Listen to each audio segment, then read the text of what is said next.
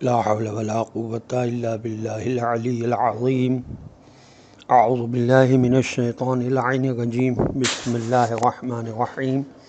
وقيل يا أرض ابلعي ماءك ويا سماء أقلعي وغيض الماء وقضي الأمر واستوت على الجودي وقيل بعدا للقوم الظالمين. اللهم صل على محمد وآل محمد وعجل فرجهم. اللہ کا شکر ہے کہ سورہ مبارک ہود کی آیت نمبر 44 کی تلاوت کا شرف میں نے حاصل کیا، جس کا ترجمہ یہ ہے کہ پھر خدا کی طرف سے کہا گیا، اے زمین اپنا سارا پانی نگل جا، اور اے آسمان تو تھم جا۔ چنانچہ پانی زمین میں بیٹھ گیا اور اس طرح ان کا فیصلہ چکا دیا گیا، اور جو ہونا تھا وہ ہو چکا۔ پھر وہ کشتی کوہ جودی پر ٹھہر گئی اور کہہ دیا گیا کہ لعنت ہو ظالم لوگوں پر، یا خدا کی رحمت سے دور ہوئی ظالم قوم۔ کتاب پیدائش باب 8 آیت 4 میں لکھا ہے کہ قرآن مجید میں حضرت نوح علیہ السلام کی کشتی کے رکنے ٹھہرنے کا مقام کوہ جودی بتلایا گیا ہے، لیکن انجیل کی کتاب پیدائش میں اس کا نام ارارات لکھا ہے۔ مولانا سید امداد حسین کاظمی نے جو القرآن المبین میں تشریح کی ہے اس کی، وہ یہ ہے کہ اصل بات یہ ہے کہ دونوں میں کوئی فرق نہیں ہے۔ جود کے معنی بھی عربی میں رحمت اور احسان کے ہیں، اور یہی معنی ارارات کے بھی ہیں۔ ارارات پناہ کی جگہ کو بھی کہتے ہیں۔ اس لفظ کا اصل معنی یہ ہے کہ میں اپنی پناہ کی جگہ کو اپنے سامنے رکھ رہا ہوں اور دیکھ رہا ہوں۔ اسی طرح اس پہاڑ کے بارے میں یہ لکھا گیا ہے بیراسس میں کہ یہ پہاڑ جس کا ذکر کیا گیا ہے کردستان کے علاقے میں جزیرہ ابن عمر کے شمال مشرقی جانب واقع ہے۔ بائبل میں کشتی کے ٹھہرنے کی جگہ ارارات بتائی گئی ہے، جو ارمینا کے ایک پہاڑ کا نام ہے۔ پرانی تاریخوں میں بھی کشتی کے ٹھہرنے کی جگہ کا نام جودی بتایا گیا ہے۔ ارسطو کے شاگرد البیڈینس نے بھی اس کی تصدیق کی ہے۔ وہ یہ بھی لکھتا ہے کہ عراق کے بہت سے لوگوں کے پاس اس کشتی کے ٹکڑے محفوظ ہیں جنہیں وہ پانی میں گھول گھول کر بیماروں کو پلاتے ہیں۔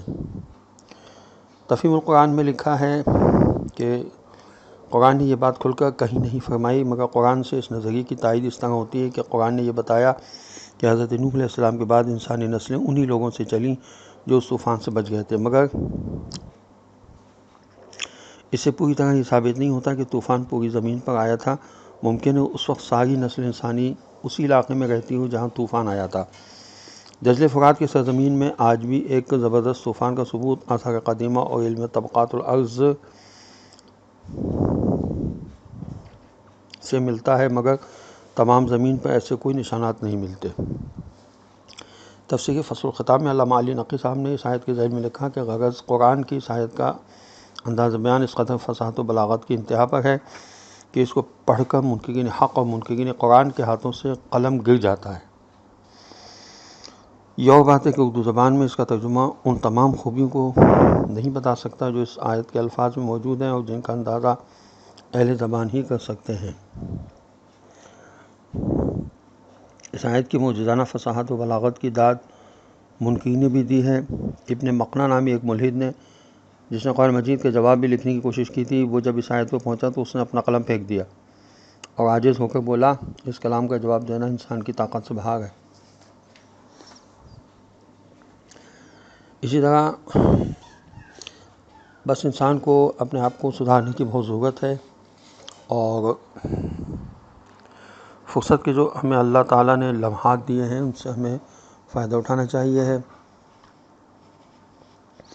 اکثر دیکھنے میں آیا ہے کہ لوگ اپنے کاموں کو انجام دینے میں ٹال مٹول سے کام لیتے ہیں اور پھر فرصت کا موقع ہاتھ سے نکل جانے پر کفِ افسوس ملتے رہتے ہیں۔